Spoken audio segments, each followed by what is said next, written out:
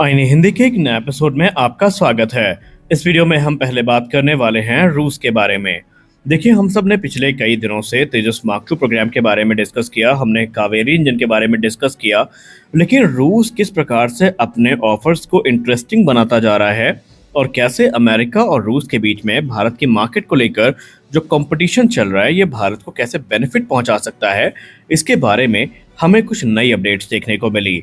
और इसका फल ये मिला कि रूस ने न सिर्फ अपने ऑफर को और ज़्यादा अट्रैक्टिव बना दिया है, बल्कि अब रूस उन टेक्नोलॉजीज को ऑफर करने के लिए राजी हो गया है जिसको लेकर हम ये मानते थे कि बहुत ही मुश्किल है कि रूस से हमें ये चीज़ें देखने को मिलें।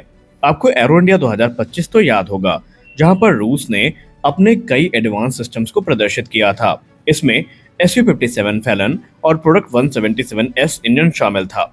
इस इंजन को लेकर यह कहा गया था शुरुआती तौर पर रूस की तरफ से कि रूस इसको भारत के जो सुपर सुखोई प्रोग्राम है उनको ध्यान में रखकर ऑफर कर रहा है, लेकिन बाद में ये कंफर्म हो गया कि ये इंजन सिर्फ सुखोई 30 MKI के मद्देनजर नहीं था, बल्कि भारत का जो AMCA प्रोग्राम है उसमें भी इस इंजन की जो भूमिका है वो हो सकती है। और ये चीजें पुख्ता तब हो गई जब रोस्टेक के एक अधिकारी ने स्पुतनिक इंडिया से बात करते हुए कहा कि वो AMCA के लिए जो इंजन है वो ऑफर करने के लिए तैयार है। उन्होंने कहा कि हम भारत की रिक्वायरमेंट को समझते हैं और किस एग्रेसिव टाइमलाइन के अंतर्गत उनको ये इंजन चाहिए, हम ये भी समझते हैं, और ऐसे में हमारा ये इंजन भारत की रिक्वायरमेंट्स को पूरा करने में सक्षम होगा। और अब ये कंफर्म हो गया है कि रूस ना सिर्फ प्रोडक्ट 177S को ऑफर कर रहा है, बल्कि उसमें कुछ ऐसी टेक्नोलॉजी को इंकॉर्पोरेट कर रहा है जो कि अभी तक भारत में विकसित ही नहीं की गई हैं। फॉर एग्जाम्पल, एक लेटेस्ट डेवलपमेंट निकल के सामने आया है जहां पर रूस ने अपने प्रोडक्ट 177S इंजन के ऑफर को एक्सटेंड करते हुए एक ऐसे इंजन के ज्वाइंट डेवलपमेंट को लेकर बात करी है जो कि नए फ्लैट नोजल डिजाइन के साथ हमें देखने को मिलेगा। हाल ही में आप सब ने SU-57 के साथ एक नए इंजन की टेस्टिंग देखी थी जहां पर आपको जो फ्लैट नोजल डिजाइन है वो देखने को मिलती है, और इसी डिजाइन पर आधारित जो प्रोडक्ट 177S है अब भारत को ऑफर कर दिया गया है। सवाल ये उठता है कि क्या भारत इसको लेगा, और उससे बड़ी बात यह है कि क्या भारत के लिए अब रशियन इंजन पर जाना उचित होगा। आइए इसको डिस्कस करते हैं और जानते हैं पूरा मामला क्या है और कैसे इस प्रोग्राम में आगे भारत बढ़ेगा। देखिए, सबसे बड़ी बात तो ये है कि लोगों के मन में कंफ्यूजन है कि क्या इसके लिए 177S, जिसको प्रोडक्ट 177S के नाम से जाना जाता है, ये 5th जनरेशन कंपैटिबल है, क्या इससे भारत को कुछ बेनिफिट मिलेगा।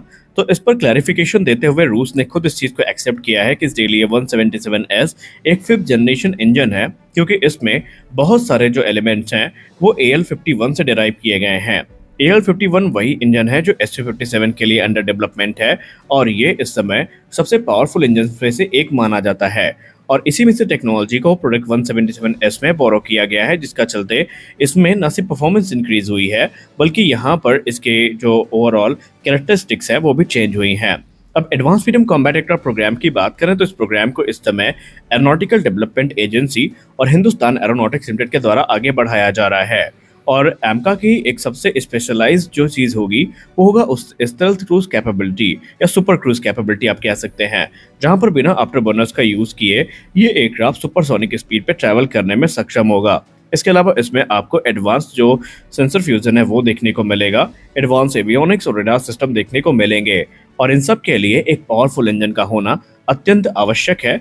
और वो इंजन ऐसा होना चाहिए जिसमें थ्रस्ट, स्टेल्थ और एफिशिएंसी तीनों हो। और ऐसे में जो AMCA Mark 1 है वो तो हमें F414 के साथ देखने को मिलेगा, जो कि जनरल इलेक्ट्रिक की तरफ से बनाए जाते हैं, लेकिन AMCA Mark 2 के लिए जो पेच है वो अभी फंसा हुआ है, क्योंकि AMCA Mark 2 के लिए भारत ने स्पष्ट कर दिया है कि 110 से लेकर 120 किलोटन थ्रस्ट क्लास के बीच में जो इंजन है वही इसमें यूज किया जाएगा, क्योंकि AMCA Mark 2 6th generation capability को इंकॉर्पोरेट करेगा, और जाहिर सी बात है कि ऐसे में हम जनरल इलेक्ट्रिक F414 पर डिपेंडेंट नहीं हो सकते।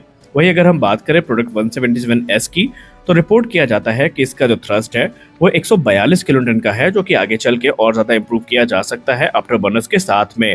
और इसमें जो स्टेल्थ ऑप्टिमाइज फीचर्स है वो भी इसमें यूज़ किए गए हैं, जो कि इसको एक आदर्श ऑप्शन बना देते हैं।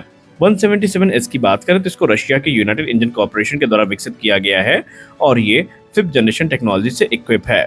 रशिया ने कहा है कि इसमें बहुत सारे इंप्रूवमेंट्स करे गए हैं, जिसके चलते इसका जो फ्यूल एफिशिएंसी है वो इम्प्रूव हुआ है, थ्रस्ट टू वेट रेशियो काफ़ी इम्प्रूव हुआ है, और इसका जो इंफ्रारेड और रेडार सिग्नेचर है वो काफ़ी रिड्यूस हुआ है।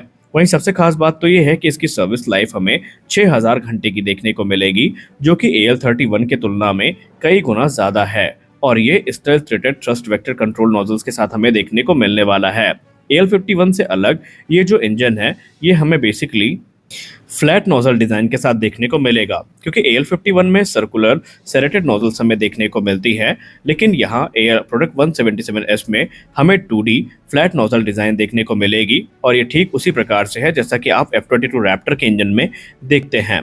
फ्लैट नोजल के अपने कुछ बेनिफिट्स हैं जो हमें देखने को मिलेंगे, और ये स्टेल्थ फाइटर के लिए काफ़ी आदर्श माने जाते हैं। इनके चलते जो एयरक्राफ्ट का रेडार क्रॉस सेक्शन है वो काफ़ी कम होता है, और यहाँ पर इंजन की जो हीट है उसको भी छिपाया जा सकता है, जिसके चलते जो एनिमी के रडार सिस्टम है वो इसको जल्दी डिटेक्ट नहीं कर सकते।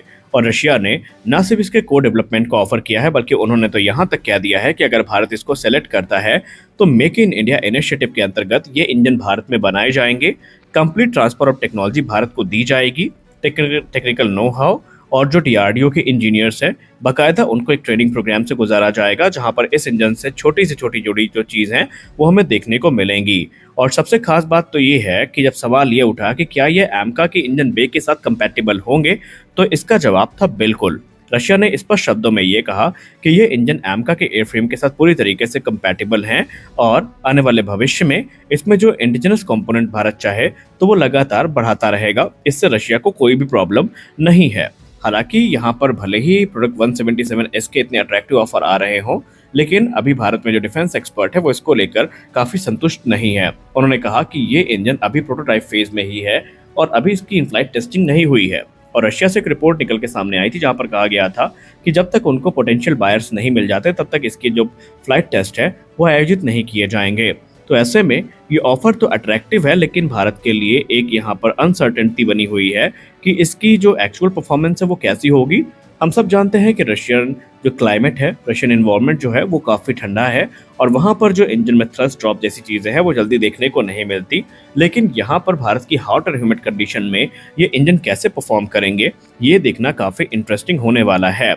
अभी भारत ने कोई निर्णय नहीं लिया है, और ये कंपटीशन जितना आसान हमको लग रहा है वो उतना आसान है नहीं, क्योंकि एक तरफ जहां सैफरान और रोल्स रॉयस जैसे दिग्गज भारत के AMCA के लिए अपना एडवांस इंजन ऑफर कर रहे हैं, तो वहीं यहाँ पर अब रूस का जो कंपटीशन है ये निस्संदेह चैलेंजिंग तो है।